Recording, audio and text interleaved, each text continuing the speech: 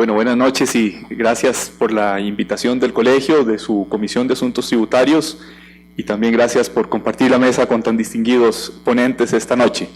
También gracias porque a los que hemos estado en este tipo de actividades nos llena de orgullo ver la capacidad de convocatoria que tiene el colegio. El auditorio está lleno en un día laboral con presas, o sea que realmente muchas gracias a los que han venido a escucharnos.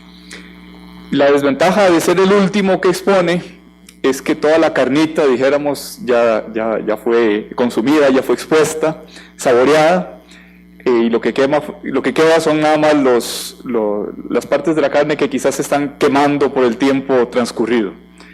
En esa inteligencia voy a tratar de ser breve. La segunda desventaja que tiene el último ponente es que algunos de los temas o de las filminas preparadas quizás las habría uno escrito de manera distinta, quizás habría echado para atrás en afirmaciones que quizás fueron un poco precipitadas. Entonces ruego su indulgencia porque alguna de las filminas tiene ese problema. No obstante, aún con las reservas que acabo de exponer, me parece que hay algo que puede ser interesante, que es el análisis de las poco más de 49 sentencias en las que la Sala Constitucional ha hecho uso de esa facultad de dimensionar los efectos de su declaratoria de inconstitucionalidad.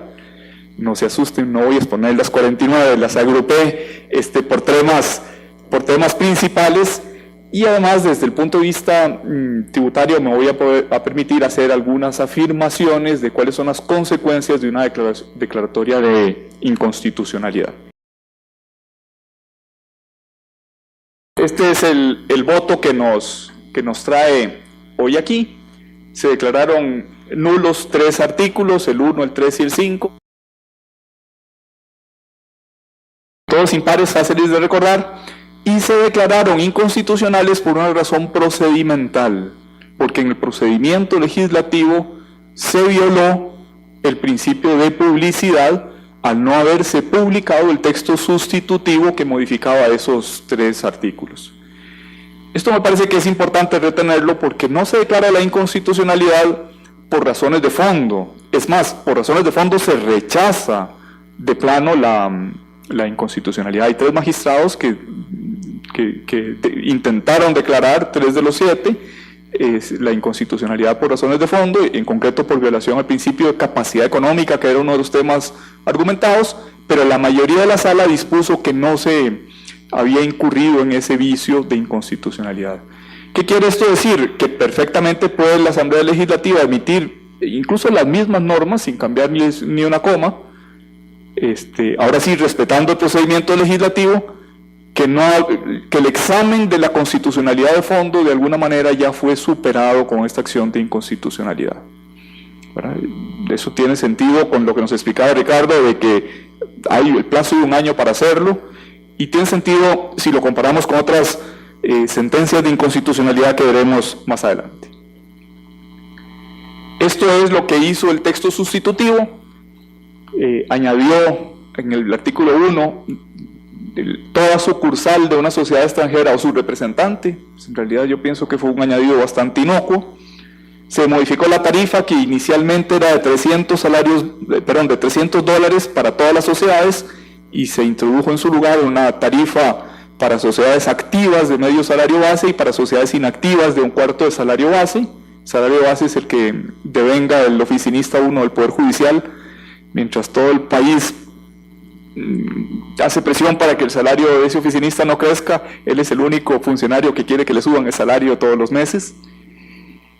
El artículo 5 introdujo sanciones, introdujo las sanciones de no emisión de personería, cancelación de inscripción de documentos a quienes no estuvieran al día, y también la prohibición de contratación administrativa de quienes no estuvieran al día con este impuesto. Esta es la frase que nos tiene convocados hoy aquí. Se dimensiona los efectos de este pronunciamiento para que inicien a partir del periodo fiscal correspondiente al año 2016. Me parece a mí pues que caben 2 preguntas, ¿verdad? Se dimensionan los efectos. ¿Qué efectos? ¿Cuáles efectos tiene la sentencia de inconstitucionalidad? ¿Y qué significa dimensionar esos efectos? Esta es quizás la primera filmina que habría redactado de forma diferente si hubiera escuchado a mis compañeros de mesa. Dijéramos para salvar la filmina que si se habla de una declaratoria de inconstitucionalidad sin dimensionamiento, es decir, si separamos esas poco menos de 50 sentencias que en estos años, en estos 15 años, en los últimos casi 20 años, un poco menos de 20 años, la Sala ha hecho uso de esa facultad, y si retenemos todas las otras sentencias, diríamos que tiene estas características. La sentencia es declarativa, declara la inconstitucionalidad, declara el vicio de inconstitucionalidad, por tanto no es constitutiva. De manera normal sus efectos siempre serán retroactivos, serán hacia atrás, hacia la fecha en que se produjo la violación constitucional. Normalmente eso coincide con la fecha de creación de la norma. Por tanto, sus efectos son ex tunc, desde el principio, no ex nunc, no desde ahora. De alguna manera podríamos decir, lo que declara la Sala Constitucional es que la ley nació muerta, nunca produjo efectos jurídicos, su vigencia fue puramente aparente. Eso digo en la generalidad de los casos. Ya don Fabián nos explicó la multitud de asteriscos que habría que ponerle a estas afirmaciones de mi filmina. Si la norma es tributaria, o sea, si la norma declarada inconstitucional es tributaria, esto significa que los pagos que se hayan hecho de ese impuesto son pagos indebidos. Y esto el Código de Normas y Procedimientos Tributarios le da un específico tratamiento, que es el derecho de devolución con los intereses. Si el pago es indebido, los intereses corren desde la fecha en que se efectuó el pago. La segunda pregunta que nos hacíamos es, ¿qué es dimensionar? ¿En qué consiste dimensionar? El artículo 91 tiene dos frases que están en la filmina. La primera es que se permite graduar y dimensionar en el espacio, el tiempo, la materia, el efecto retroactivo de las sentencias. De tal manera que dimensionar es un verbo que está necesariamente relacionado con efectos retroactivos. De dimensionar no se puede hablar de efectos prospectivos. Dimensionar siempre se refiere a efecto retroactivo. Sin embargo, la segunda frase de ese mismo artículo habla de dictar reglas necesarias para evitar que se produzcan graves dislocaciones de seguridad, justicia o paz sociales. Ese dictar reglas, esas sí son reglas a partir de ahora. Y frecuentemente, como vamos a ver en las sentencias que ahora propondré de ejemplo, esas reglas que se dictan son las mismas reglas que se anulan. O en algún caso, reglas completamente nuevas, pero para, dijéramos, hacer una transición menos traumática. Por tanto, permite el artículo 91 efectos prospectivos. Pareciera que la respuesta es positiva.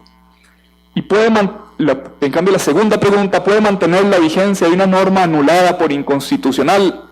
Esto ya tiene un poquito más de carnita que vamos a tratar de exponer en la siguiente filmina. En este voto, el voto 1409 del año 90, declara la Sala que el sistema costarricense de control de la constitucionalidad es un sistema mixto entre el sistema norteamericano y el sistema austríaco, dos de los sistemas que don Fabián nos expuso al inicio, ¿verdad? Mientras que el sistema norteamericano declara la inexistencia o nulidad absoluta, el sistema austríaco anula las normas. Quisiera resaltar, aquí estamos hablando de nulidad, aquí estamos hablando de anulación.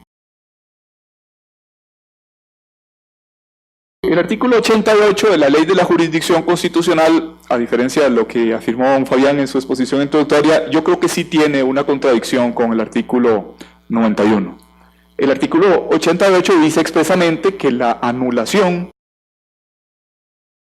sistema austríaco, regirá a partir de la primera vez que se publique el aviso a que se refiere el artículo 90.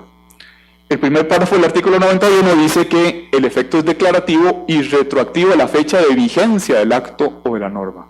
Yo pues no soy constitucionalista, pero me cuesta salvar la contradicción entre esas dos afirmaciones de esos dos artículos. Bien, algunas sentencias en las que se ha hablado de efectos prospectivos de la declaración de inconstitucionalidad por parte de la Sala. El primero de ellos es ya bastante viejo, del año 92. En ese fallo se anuncia que se dispone que los laudos recaídos en el régimen de empleo público de las entidades que por su propia ley están obligadas a regirse por las normas de empleo público, aunque se anulan las normas del Código de Trabajo que permitían esos laudos, se afirma los laudos que se hayan dictado con base en esas normas seguirán rigiendo por el plazo establecido en esos laudos. El laudo decía, a lo mejor, este laudo tendrá vigor por 5 años, pues aunque se anule, seguirá teniendo vigencia el laudo dictado por el plazo originalmente concedido en el propio laudo. En el año 2006, se recordarán los que son abogados de los presentes que se declaró inconstitucional la adscripción de la Dirección General de Notariado al Poder Judicial. Pues bien, en esa sentencia dijo la Sala Constitucional que continuaría por 3 años adscrita la dirección al Poder Judicial, mientras el Poder Legislativo decide qué hacía, ¿verdad? Decide a qué otro ente lo adscribe o si crea un ente completamente autónomo o lo que fuera. En el año 2008 se declaró inconstitucional la ley de creación del Instituto Costarricense contra el Cáncer, pero en la misma sentencia se dice seguirá operando ese instituto cuya creación se declara inconstitucional por 3 años, mientras la Asamblea Legislativa, nuevamente le otorga un plazo a la Asamblea, decide qué hace si lo crea por ley, por una nueva ley que no fuera inconstitucional, si lo adscribe al Ministerio de Salud, si lo adscribe a la Caja Costarricense del Seguro Social. En este voto más reciente, esta filmina habla sobre todo de votos que tienen que ver en materia de pensiones. En materia de pensiones es quizás la materia donde más reiteradamente se ha hecho uso de la facultad de dimensionar en el tiempo los efectos de la sentencia de la Sala Constitucional. En este primer voto que aparece en la filmina, el más reciente de ellos, contra el reglamento del seguro de invalidez, vejez y muerte, ¿verdad? Los efectos anulatorios, no habla de nulidad sino de anulación, tomarán vigencia dentro de un año a partir de la fecha de dictada la sentencia. En el voto del 2012, contra el artículo 20, inciso F del mismo reglamento, los efectos declarativos son a partir de la sentencia sin perjuicio de prescripción, caducidad, cosa juzgada material, incluso, dijo la Sala Constitucional, para aquellos procesos judiciales que hubieran iniciado antes de la emisión del voto. Es un voto bastante raro en ese sentido. Este otro voto del mismo año 2012, efectos declarativos a partir de la sentencia para mitigar el impacto del sistema que tendría esa declaración en el sistema de pensiones. Se han hecho pronunciamientos similares en las pensiones de Hacienda y en las pensiones de guerra. Este voto salvado del año 2013 me parece que es relevante para entender qué es dimensionar una sentencia. Es un voto salvado, es decir, es un voto de minoría, no es un voto compartido por la totalidad de la sala. Es más, es un voto salvado de solo 2 magistrados, los magistrados Armijo y Cruz. Se declara inconstitucional los permisos otorgados por Incopesca para hacer pesca de arrastre.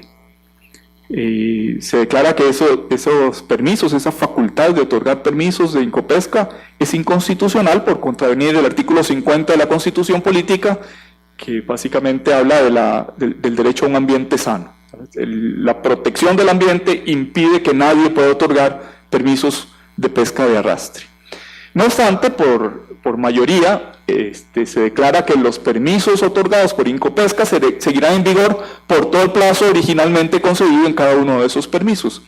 Protestan los magistrados Armijo y Cruz contra esa dimensionamiento, diciendo los actos de aplicación de una norma inconstitucional tienen la misma inconstitucionalidad que la norma que se anula. Por tanto, digamos en el razonamiento de los magistrados discrepantes, por tanto esos actos son igualmente inconstitucionales, no podrían mantener ninguna clase de vigencia. Frente a una norma inconstitucional, frente a una norma que se declara inconstitucional, no puede alegarse derechos adquiridos. Los derechos adquiridos son de otra naturaleza, ¿verdad? Pueden venir de la vigencia aparente de las normas, pero no cuando el acto de aplicación de la norma está en directa colusión con la Constitución política. Graduar o dimensionar, afirman los magistrados Armijo y Cruz, no puede equivaler a que la sentencia no se haya dictado. Un poco lo que sucede con el impuesto de personas jurídicas, ¿verdad? Se declara inconstitucional, pero parece que no pasó nada. Lo mismo que sucede con el presupuesto nacional, que también fue declarado inconstitucional por las mismas fechas. Se declara inconstitucional el presupuesto, pero sigue en vigor por todo el año 2015. No se puede eliminar, dicen los magistrados disidentes de este voto, el carácter declarativo y retroactivo de las sentencias de inconstitucionalidad, porque eso equivale a afirmar que la sentencia fuera desestimatoria, y las cosas no pueden ser y no ser a la vez y en el mismo sentido. No se puede declarar la inconstitucionalidad y a la vez desestimar la inconstitucionalidad. Estas herramientas de estos votos, ya no los voy a cansar más con los 50 que había amenazado analizar, estas herramientas que nos proporcionan estos votos, ¿cómo se aplican al impuesto de sociedades? La primera afirmación que yo creo que hay que hacer es que dimensionar tiene que estar fundamentado en los considerandos de la sentencia. O sea, no se puede dimensionar en blanco, no se puede dimensionar sin justificar los alcances del dimensionamiento.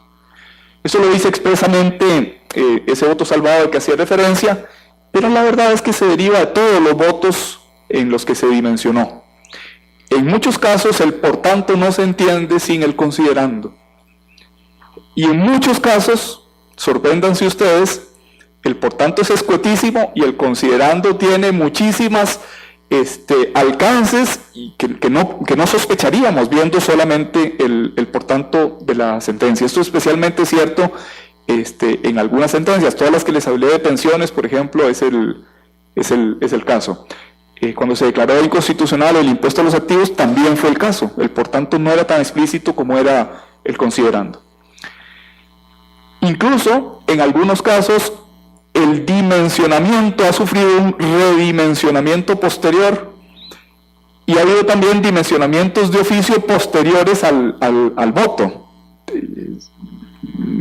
Los que apreciamos la seguridad jurídica, pues esto nos sorprende un poquito, pero los ha habido. Dos de las sentencias de pensiones expresamente dicen que se dimensionan de oficio por gestiones oficiosas de la Caja Costarricense del Seguro Social para que no se descuadrara el sistema de invalidez, vejez y muerte. Quizás habría que añadir que haya habido algunas sentencias que tienen solo efecto hacia futuro. Una de mis primeras filminas decía que el efecto siempre es declarativo, siempre es ex tunc, siempre es retroactivo, pero hay algunas sentencias cuyo efecto es absolutamente hacia futuro. Me refiero concretamente al caso de la inconstitucionalidad de una omisión, de la omisión de la Asamblea Legislativa en emitir la ley del referéndum. Lo que hizo la Sala Constitucional fue ordenarle, ponerle un plazo. Usted emita la ley en este plazo. Por tanto, al declararse la inconstitucionalidad de una omisión, pues ahí no hay efectos retroactivos, siempre son prospectivos o hacia futuro. Además del impuesto a los activos que ya les comenté, en este voto del año 94, el voto 6000 del año 94, que declaró inconstitucional las tasas municipales de parques y de zonas verdes, hizo la Sala un dimensionamiento muy particular. Se permitirá el reembolso de lo que se haya pagado por esa tasa que se declare inconstitucional, siempre y cuando se solicite dentro del mes siguiente a la declaratoria. Un plazo cortísimo, ¿verdad? ¿Cuál es la actitud de los contribuyentes? O sea, ¿por qué estamos aquí? ¿Por qué esto tuvo convocatoria? Porque la verdad es que todos queremos responder, bueno, ¿qué hago? ¿Pago o no pago? Esa es la pregunta que quisiéramos responder todos. Según Teletica, el viernes 30 de enero, digamos el siguiente día hábil era el lunes, creo que era 2 de febrero, el último día de pago, habían pagado 97,000 sociedades, esto es el 17,73% del total de 550,000 sociedades. Estaban pendientes de pagar el 82%. Cuando al día siguiente, digamos a casi 48 horas de que se conociera el voto, estaban pendientes el 80% de las sociedades de pagar. No obstante, es llamativo que aunque solo habían pagado el 17%, se había recaudado el 35% de lo que se esperaba con ese tributo. ¿Cómo es posible eso? Diría, pagaron los que tenían sociedades activas. Las inactivas se fueron quedando. Declaró el Banco de Costa Rica, que es el ente recaudador por parte de la Administración Tributaria, que es el registro, declaró que entre jueves 29 y viernes 30 solo habían recibido 10,000 pagos y que probablemente irían a recibir algo similar, esto es a las 9 de la mañana del viernes, algo similar ese día, y probablemente algo más el lunes, porque los chicos solemos dejar las cosas para última hora. Una de las cosas que más preguntan los contribuyentes es, bueno, si la sala dimensiona en el sentido de que no va a devolver, ¿verdad?, de que lo que es pagado está pagado, y eso de alguna manera es una especie de premio a los incumplidos, a los que no pagaron, y un castigo a los que sí cumplieron con el tributo. Y eso, habría que decir, es un problema que tienen todos los dimensionamientos de la Sala Constitucional que se refieren a obligaciones cumplidas por los administrados.